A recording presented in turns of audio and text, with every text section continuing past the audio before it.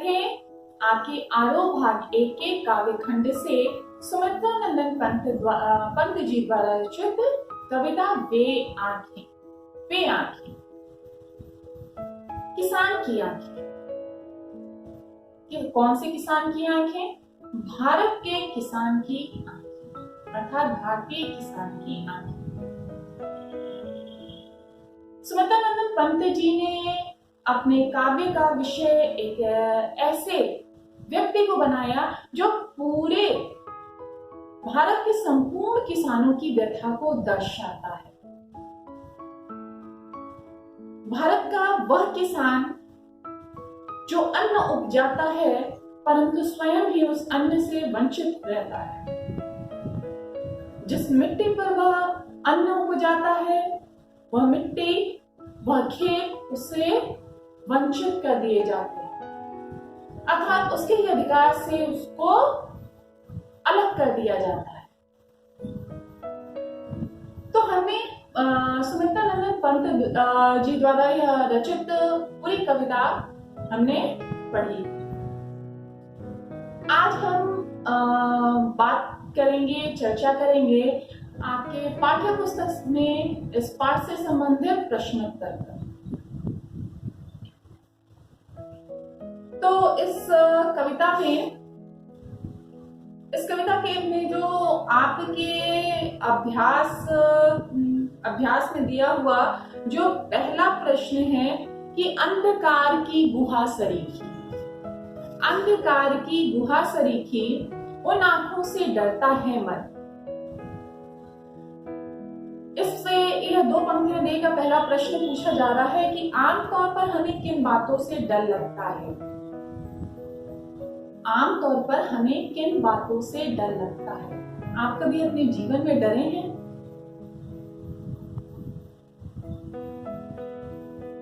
हम अपने जीवन में कब डरते हैं? जब आपको कोई अच्छी वस्तु, कोई प्रिय वस्तु, कोई आप को तोहफे में दिया हुआ होता है, वो उस वस्तु के खो जाने से आपको बहुत ज्यादा डर लगता है कि कहीं खो न जाए, आप उसे संभाल कर रखें। एक खास उम्र तक होता है, लेकिन जब मनुष्य के अंदर परिपक्वता आती है तो उसे किसी अपने से बिछड़ने से, जीवन में आए हुए अंधकार से, कि जीवन में कहीं घोर निराशा के बादल ना छा जाए, कहीं वह अपने जीवन के लक्ष्य से भटक न जाए, उसका लक्ष्य जो है वो उससे कहीं दूर न हो जाए। अपनों से बिछड़ने से, किसी की मृत्यु से, जीवन के गहन अंधकार से, इन सारी चीजों से मनुष्य को डर लगता है ना? किससे? आमतौर पर हमें किसी अपने से बिछड़ने, आर्थिक हानि, अपमान आदि से डर लगता है। आर्थिक हानि, कहीं ऐसा ना हो कि मेरा नुकसान हो जाए, कहीं ऐसा ना हो कि कोई व्यक्ति मेरे स्वाभिमान को चोट पहुंचा दे, अर्थात मेरा कोई अपमान कर दे। इन सारी बातों से हमें डर लगता है। दूसरा प्रश्न क्या है? उन आंखों से किसकी ओर संकेत किया गया है? उन आंखों के माध्यम से किसकी ओर संकेत किया गया? उन आंखों के माध्यम से किसान की आंख, और उस एक किसान के माध्यम से संपूर्ण भारतीय किसान की आंखों की तरफ संकेत किया गया। और संकेत में क्या बताया गया है कि उन आंखों, अर्थात वो कितनी दयनीय, दुखी, उन आंखों में कोई चमक नहीं है, वो आंखें कितनी दुखी हैं, कितनी दयनीय अवस्था में। ठीक क्या है? उन आंखों के माध्यम से भारतीय किसान की दुख, दर्द, आर्थिक तंगी और सामाजिक शोषण का वर्णन किया गया है। सामाजिक शोषण, समाज किस प्रकार से भारतीय किसान का शोषण कर रहा है, किस प्रकार से वह उसको उसके बुरे हालात पे, बुरे वक्त पे उसको अकेला छोड़ देता है। अगला प्रश्न है, कवि को उन आंखों से डर क्यों लगता है? कवि को डर क्यों लगता? क्योंकि उन आंखों में दूर तक सिर्फ क्या है, नीरवता है। नीरवता यानी एकांत है। ना उन आंखों में कोई चमक दिखाई देती है, ना कोई चुलबुलाहट है, ना ही किसी चीज को पाने की खुशी, ना ही किसी चीज को खोने का गम, क्योंकि उससे तो सब कुछ लुट चुका है। तो क्या कहता है कि कवि को उन आंखों से डर इसलिए लगता है क्योंकि उनमें खालीपन, अंधकार और दुख नजर आता है। खालीपन, खोखलापन, कि मेरे जीवन में अब कुछ बचा ही नहीं है। दुख, अंधकार, अब प्रकाश की कोई किरण, कोई उम्मीद की कोई किरण है ही नहीं। तो क्या है कि इस वजह से कवि को उन आंखों से डर लगता है। अगला प्रश्न है, डरते हुए भी कवि ने उन आंखों की, वो किसान की उन आंखों की पीड़ा का वर्णन क्यों किया है? डरते हुए भी, क्योंकि किसान सदा ही स्वतंत्र रहा है, वो अपने खेतों का मालिक रहा है, और जो कवि जो है वो उस किसान की आंखों के माध्यम से संपूर्ण भारत के किसानों की दयनीय दशा को अपनी कविता के माध्यम से दिखाना चाहता है। वो बताना चाहता है भारत के हर एक नागरिक को कि देखो किसान किस अवस्था में अपने जीवन को जी रहा है। तो वो डरते हुए भी किसान की आंखों का वर्णन करता है। क्या है? क्योंकि वह उसका दुख व्यक्त करना चाहता है। वो चाहता है, यानी कि कवि चाहता है कि भारत के हर किसान का दुख जो है वो भारत का हर एक नागरिक, पूरा शासन, पूरा प्रशासन, सरकार इस व्यवस्था को समझे। क्यों? क्योंकि स्वतंत्रता के बाद भी किसानों के ऊपर कोई ऐसा नियम कानून नहीं बना है, उनकी मदद करने वाला कोई नहीं है। वह आज भी उसी दीनहीन अवस्था में है। जिस प्रकार से स्वतंत्रता से पूर्व वह अपना जीवन बिता रहे थे, उसी प्रकार से आज भी अपना जीवन बिता रहे हैं। अगला प्रश्न है, यदि कवि उन आंखों से नहीं डरता तब भी क्या वह कविता लिखता? तो सोचिए, अगर कवि उन आंखों से नहीं डरता तो क्या वह कविता लिखता? उसे पीड़ा का बोध न होता, किसान की दुख, पीड़ा, व्यथा, दर्द का यदि बोध न होता तो वह ऐसी कविता नहीं लिखता। परंतु वह एक कवि है, और कहा जाता है जहां न पहुंचे रवि वहां पहुंचे कवि। वह कविता तो लिखता ही, परंतु शायद अगर उस पीड़ा का बोध नहीं कर पाता तो शायद ऐसी कविता न लिखता। परंतु तब भी वह कविता लिखता, शायद उसके हाथों की कविता, हाथों से संबंधित कविता लिखता कि किस प्रकार से उसके हाथ परिश्रम करते हैं, किस प्रकार से वह माटी को कोड़ते हैं, किस प्रकार से उस माटी की निराई गुड़ाई करते हैं, और किस प्रकार से उसमें से सोने जैसी फसल निकालते हैं। तब जाके हमारे घरों में अन्न आता है। परंतु वह एक कवि है, और कवि संवेदना के उस स्तर पर जा सकता है जहां एक आम आदमी नहीं पहुंच सकता, क्योंकि एक आम आदमी कवि नहीं हो सकता। हर व्यक्ति हर किसी के दुख दर्द की वैसी पीड़ा का अनुभव नहीं कर सकता। इसलिए कवि ने उस दुख और दर्द की पीड़ा को महसूस किया है। क्यों? क्योंकि वह भावनाओं के उस स्तर पर पहुंचने की क्षमता रखता है। वो उसके दुख को, उसके दर्द को बिल्कुल से अपना समझकर महसूस कर सकता है, कोई और नहीं, एक कवि। इसलिए क्या है कि अगर उसे इस पीड़ा का बोध नहीं होता तो शायद ऐसी कविता नहीं लिखती। परंतु वह कवि है, इस वजह से कविता तो लिखता ही लिखता, चाहे वह किसान के ऊपर लिखता या उसके हाथों के ऊपर या उसके श्रम के ऊपर, परंतु वह कविता लिखता। अगला प्रश्न है, कविता में किसान की पीड़ा के लिए किन्हें जिम्मेदार बताया गया है? कविता में किसान की पीड़ा के लिए जो व्यक्ति जिम्मेदार है वह है जमींदार, कोतवाल, समाज के लोग, समाज के वह लोग जो उसकी मदद के लिए एक बार भी आगे नहीं बढ़े कि कोई उसकी ब्याज चुकाने में ही मदद कर दे ताकि उसका घर न बिके। जमींदार जो शायद ब्याज की कौड़ी छोड़ देता तो शायद उसका घर द्वार न बिकता।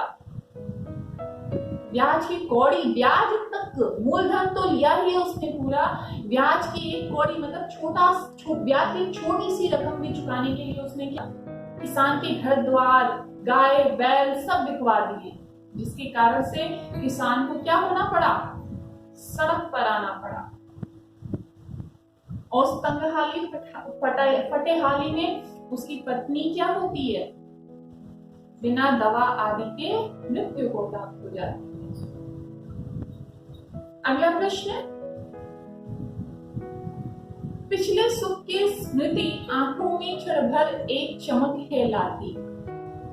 पिछले सुख की स्मृति आंखों में क्षण भर एक चमक है लाती, इसमें किसान के किन पिछले सुखों की ओर संकेत किया गया है?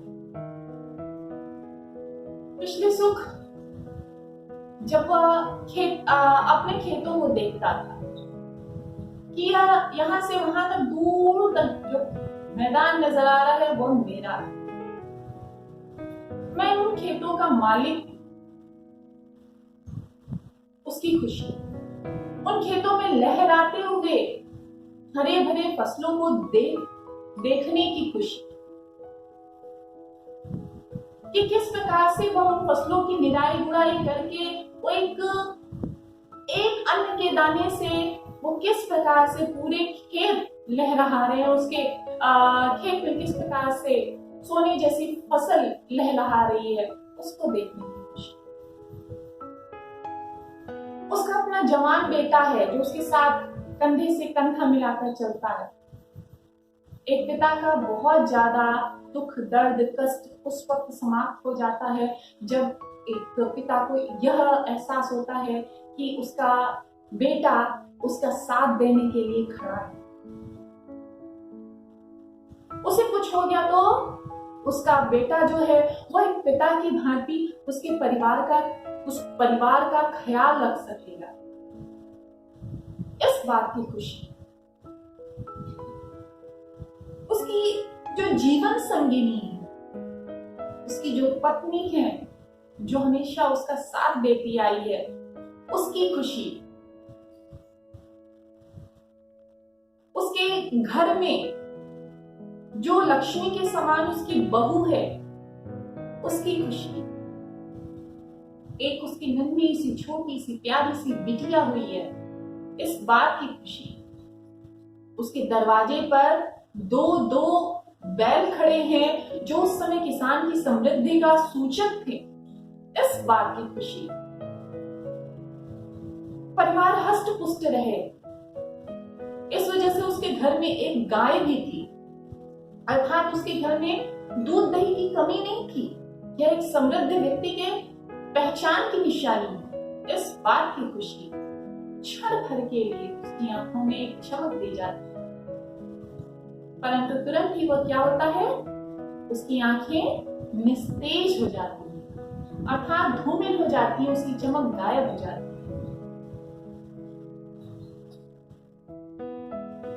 अगला प्रश्न, संदर्भ सहित आशय स्पष्ट करें। उजली उसके सिवा किसे कब पास दुहाने आने देती।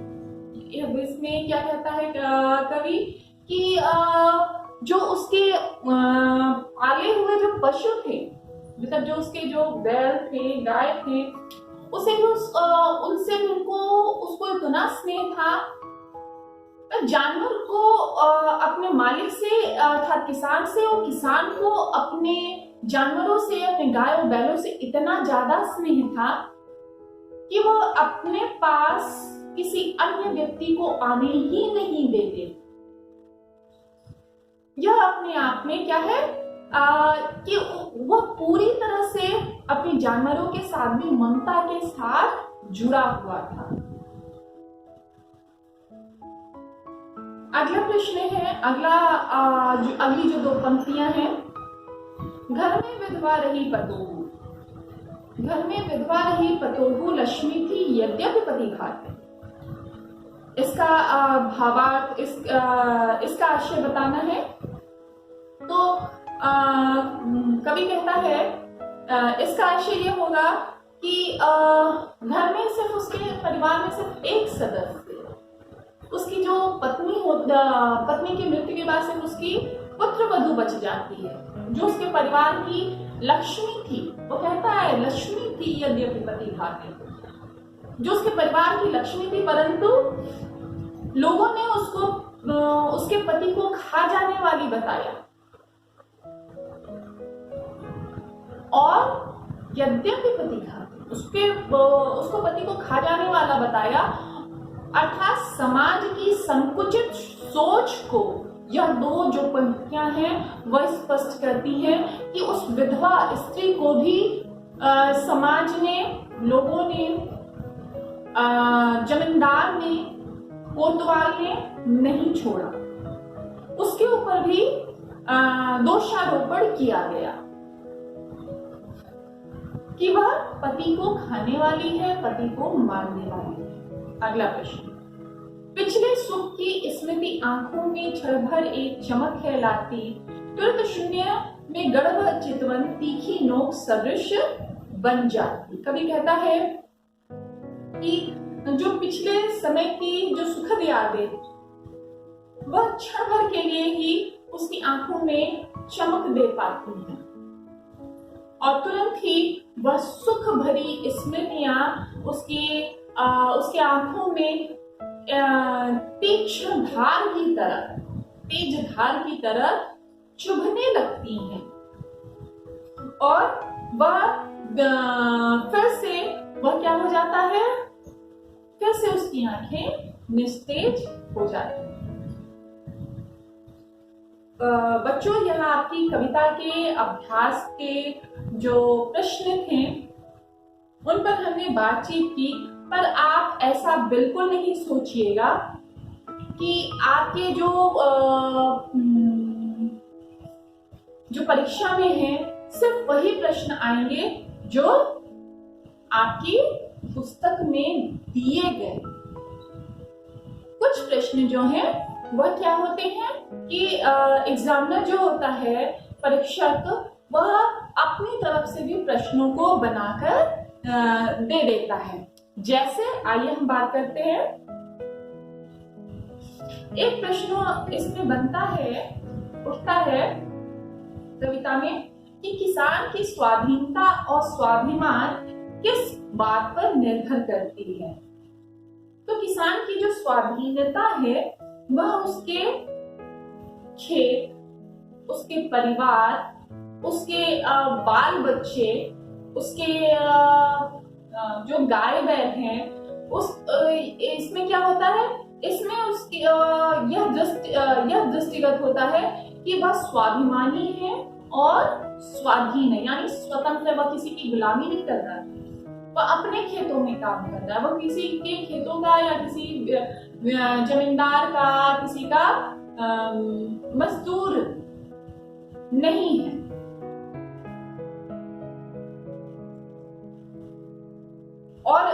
और यहाँ पे क्या बात है, एक सबसे बड़ी बात की स्वाभिमान और क्या कहते हैं कि उसकी स्वाधीनता इस बात पर भी निर्भर करती है कि वह जब तक किसी से कर्ज न ले, जहां उसने कर्ज लिया उसकी स्वाधीनता, उसका स्वाभिमान खत्म हो जाता है।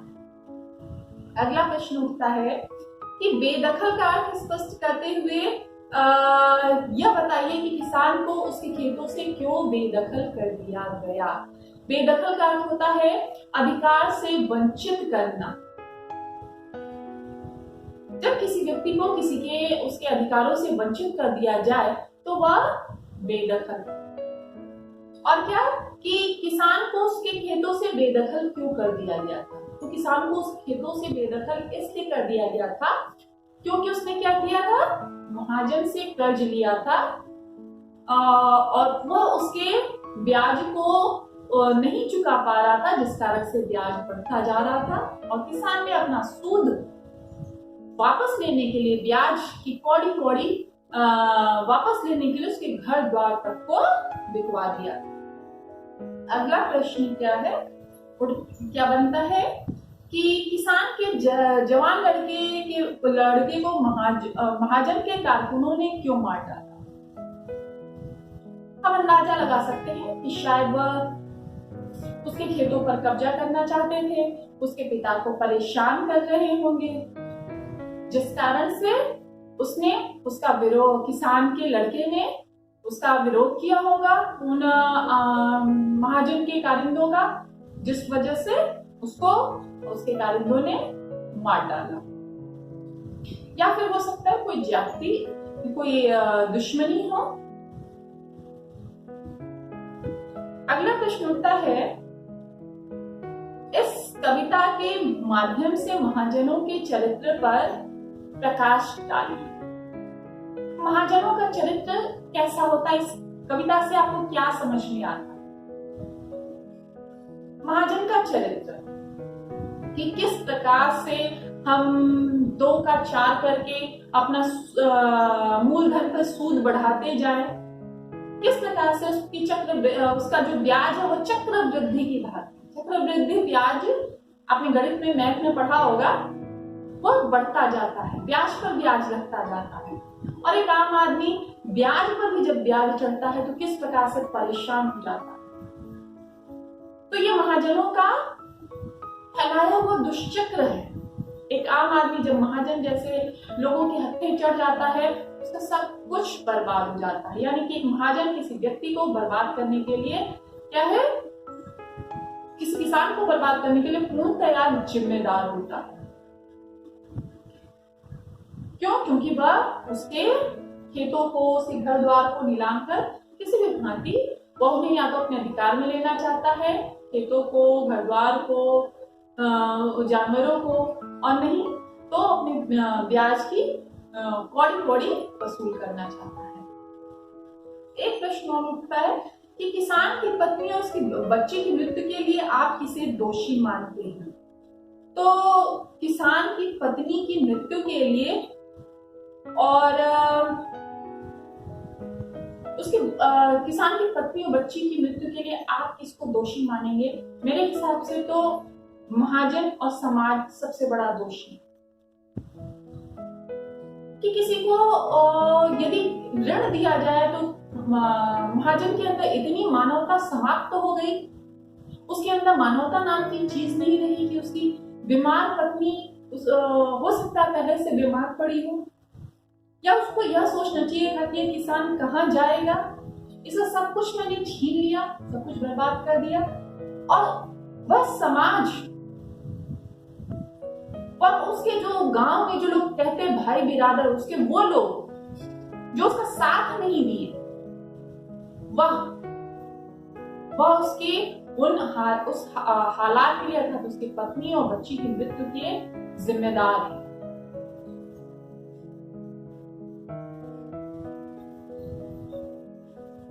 एक प्रश्न और कि किसान की शून्य आंखें नोक सदृश बन जाती हैं, क्यों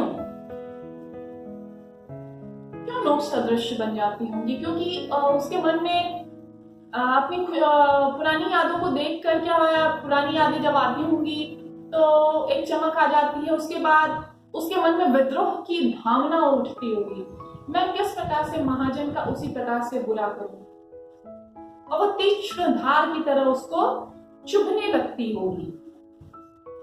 और क्या होगा कि अत्याचारियों के बारे में सोच कर उसकी छाती भी फटती होगी कि किस प्रकार से उन अत्याचारियों के कारण जो है वह और उसका परिवार जो है सब कुछ बर्बाद हो गया।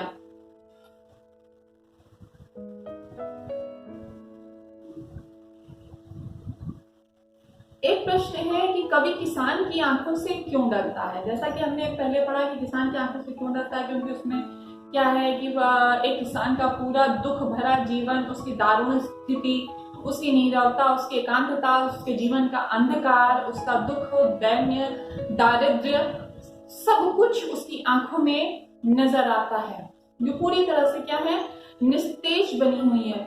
और सिर्फ एक किसान नहीं, युगों युगों से पीड़ित किसान की व्यथा उन आंखों में नजर आती है। और आने वाली भी क्या है, आने वाली भी किसानों की पीड़ा जो उस दुख या दर्द से गुजरेंगे, उन आंखों में कवि देखता है।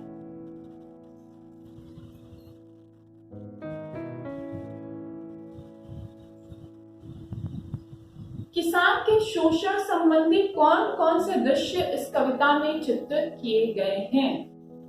तो किसान के शोषण से संबंधित कौन कौन से दृश्य हैं।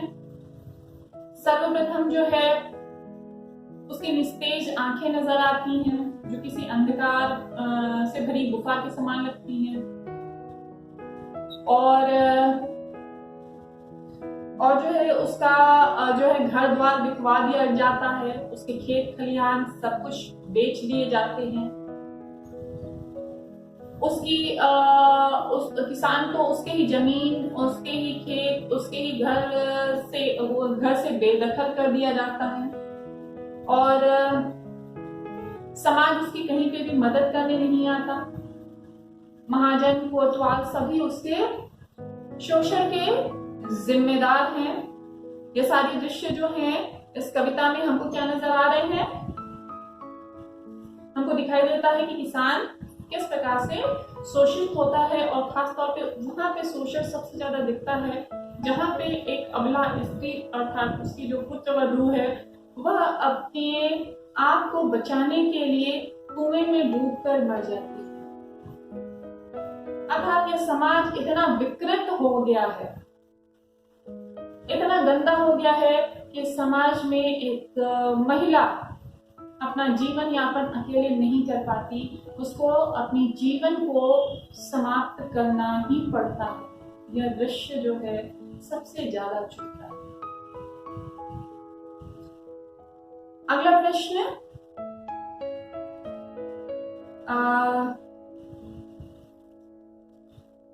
किसान की पत्नी को पैर की जूती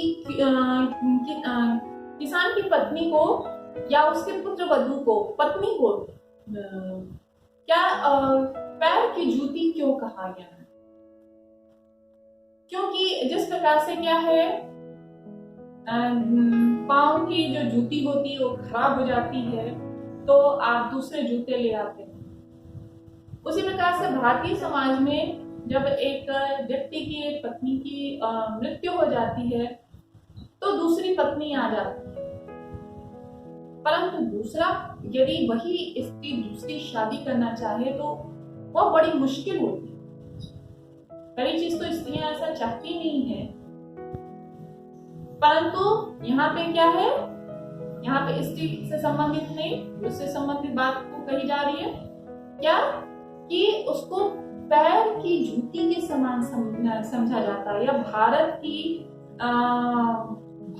संपूर्ण भारत, सिर्फ ग्रामीण समाज नहीं, संपूर्ण भारत की संकीर्ण मानसिकता, जिसको आप मीन माइंडेड कहते हैं, संकीर्ण मानसिकता को इस पंक्ति के माध्यम से कवि ने दर्शाया है। अगला प्रश्न है, अगला प्रश्न, वे आंखें कविता के माध्यम से कवि क्या कहना चाहता है। कवि इन आंखों के माध्यम से क्या कहना चाहता है। कवि इन आंखों के माध्यम से भारतीय किसान के जीवन की त्रासदी को, उसके जीवन के कष्ट, संकट, उसके साथ किए जा रहे आर्थिक, सामाजिक, मानसिक शोषण को वह बताना चाहता है। और क्या चाहता है वह कवि यह बताना चाहता है कि किस प्रकार से उसकी सुख की खेती जो है वह उजड़ जाती है। सुख जो परिवार होता है जब एक खेती के समान है, धीरे धीरे धीरे धीरे इंसान एक एक चीज घर में इकट्ठा करता है, एक के बाद एक खुशियां आती हैं, वह भी उजड़ जाती है। पंत जी अपनी इस कविता के माध्यम से स्वतंत्रता से पूर्व किसानों, स्वतंत्रता के बाद किसानों का, बाद के किसानों का बहुत ही मान्य चित्रण करते हैं और अपनी इस कविता के माध्यम से यह बताते हैं कि उनकी हरी भरी खेती को महाजन किस प्रकार से अपनी शोषण व्यवस्था द्वारा लीन लिया करते हैं, खा जाते, खत्म कर देते हैं। उनके साथ कितने अमानवीय से अमानवीय व्यवहार, क्रूर से क्रूर व्यवहार किए जाते हैं। महाजन और उनके कारिंदे मतलब किसान के जवान लड़के को भी मार डालते हैं। अर्थात इस पंक्ति के माध्यम से कवि क्या बताना चाहता है कि और किसी की भी जान लेने में पीछे नहीं हट सकते, जान तक वो ले सकते।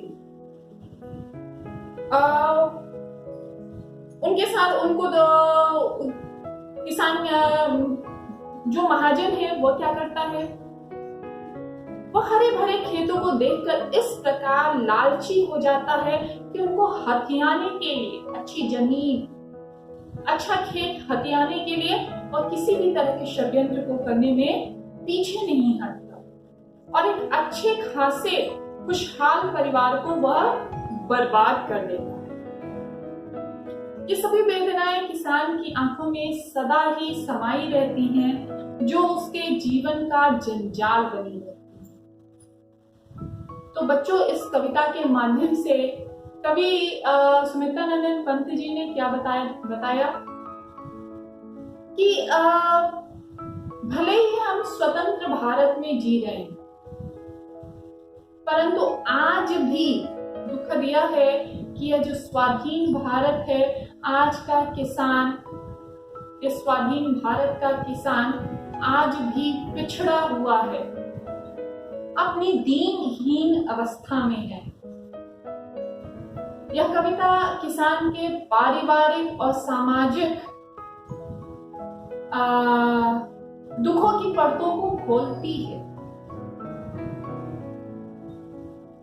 समाज स्पष्ट रूप से इस विभाजित समाज की वर्गीय चेतना का खाका प्रस्तुत करने में यह कविता पूर्ण रूप से सक्षम है। तो बच्चों, ये कविता पढ़िए, इसके मर्म तक पहुंचिए, इस कविता की मूल संवेदना को समझने का प्रयास करिए। आज के लिए इतना ही। अगला अध्याय अगली क्लास में। Bye bye.